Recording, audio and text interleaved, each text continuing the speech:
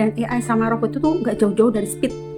Nah, yang bisa meraih speed segitu, yang mendekati walaupun nggak sama AI atau robot, setidaknya itu jiwa muda, anak muda, fisik yang masih muda. Maka saya berulang kali sudah bilang kalau zaman era AI robot ini kasih anak-anak muda, biar mereka yang berjuang membela demi bangsa dan negara dan semua rakyat, semua level. Gimana lagi? Karena itu mengandalkan vision, mata, energi, kecepatan, kecerdasan, dan kreativitas. Itu semua ciri khas anak muda. Kok udah umur setengah abad lebih, paling apa? Capek, paling apa? Pakai kacamata, pusing, tebal, begah, letih, dan bla bla bla. Ya, banyak penyakit bermunculan. Itu mengganggu kestabilan kemajuan negara.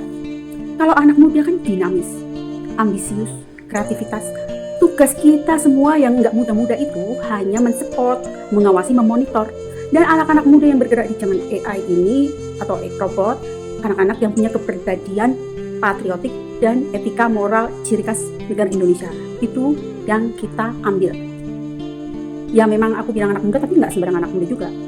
Memang anak muda pilihan yang memang dedikasi semuanya itu udah ada uji kelayakan.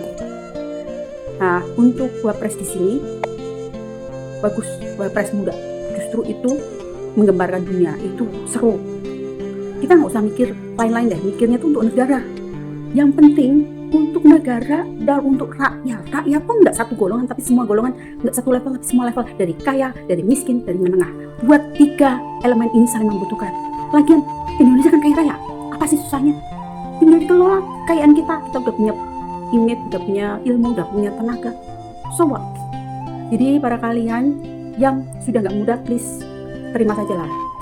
Karena ingat nggak, zaman COVID-19 nggak mengenal title, semua mati, semua sakit. Nggak mengenal agama loh, gila, agama juga ditindas. Nggak mengenal status sosial, dia orang intelek, orang famous, digibas.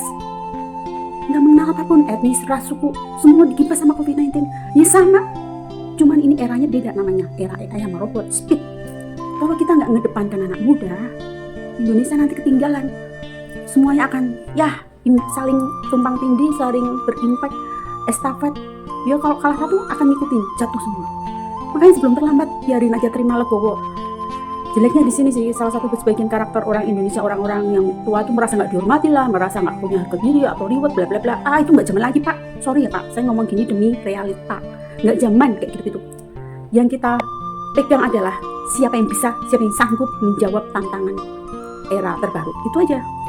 Karena hanya anak muda yang bisa di situ.